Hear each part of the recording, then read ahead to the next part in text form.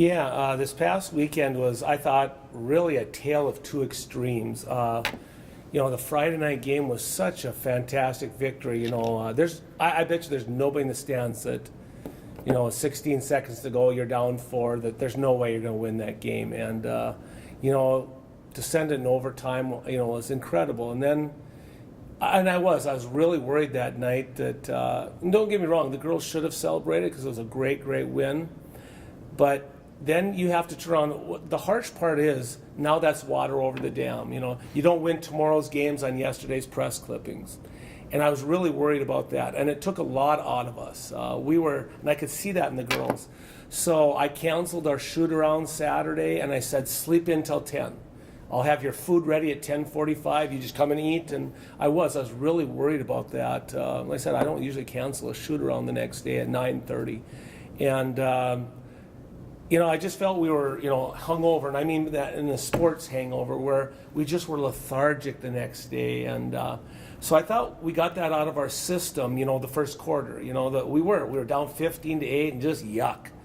But then I thought, okay, here we go. We got the lead at the half. I thought now we got rid of that. Now we're ready to roll the second half. And we just didn't have it. I thought it was really hard to watch. I think somebody said we had like 7 turnovers in 2.5 minutes, or tons of shot clock violations. It was really hard to watch, probably from a fan's point of view. I know it was from a coach's point of view, and again, I'm not taking anything away from Concordia St. Paul, but I just was really disappointed because I thought that's one we should have got, or at least could have got, and so it was really a tale of two extremes this past weekend. The Mankato game. Would you ever imagine shooting that 18% three-point line in a perimeter-oriented team and it scoring 93 points? Yeah, and you look at that.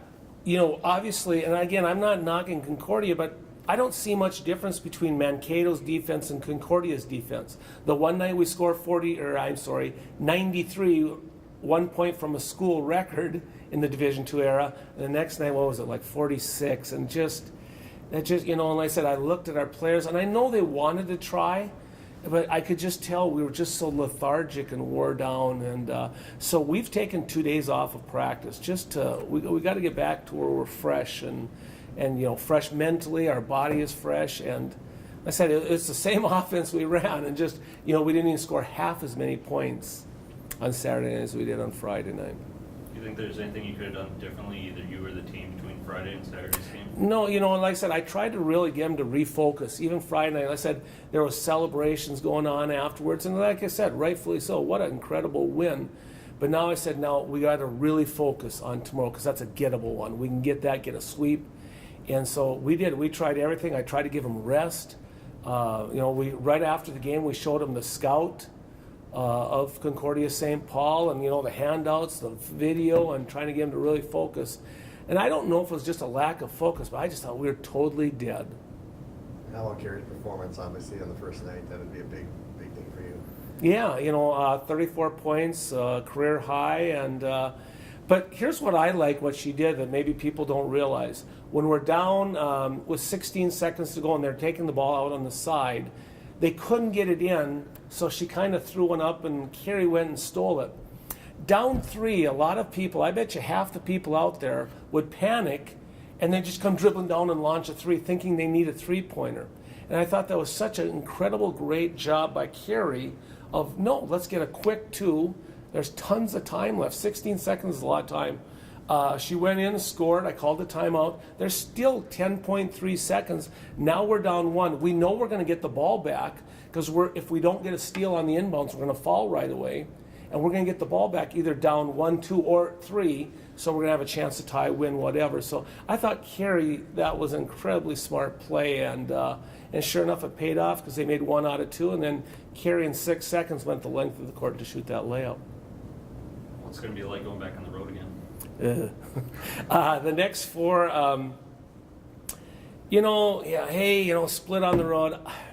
If we do get a split, I'll do a cartwheel for our next home game right in front of the fans.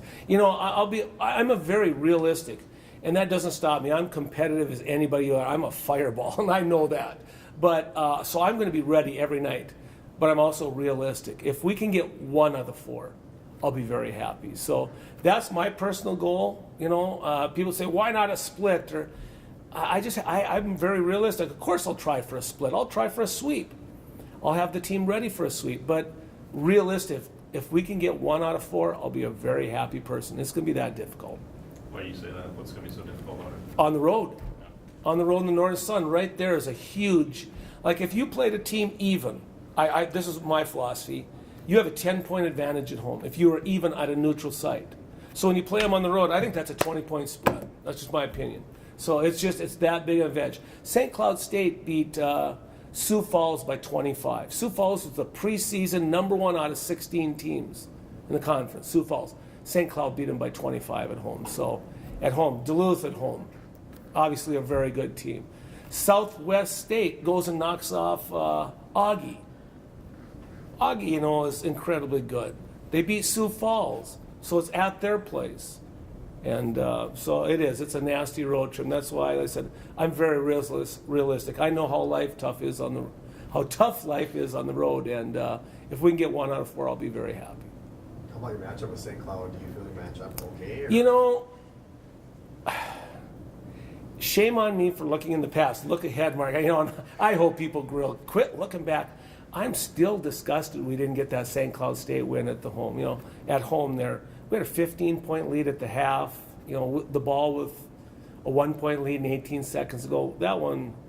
That's going to come back to haunt us. And so that one, but now it's at their place. And I have hopes. That let's be competitive in that one. Get it down to the buzzer, and then let's see what happens. And then, Duluth destroyed us at home. I don't think there's anything different we could have done. Even if we'd have played well, it wouldn't have mattered. They'd have beat us no matter what that night. Duluth is that good, and they played their best game of the year. Man, were they good that night. Now, I've watched film where they haven't been as good as what they showed us that night. I just watched their loss to Crookston, at Crookston stuff. So, they were back down to earth a little bit. So you just never know how, on fire a team's going to be. But like I said, we're going to give it our best. We're going to scout both teams and see if we can come up with some things we can do and see if we can be competitive.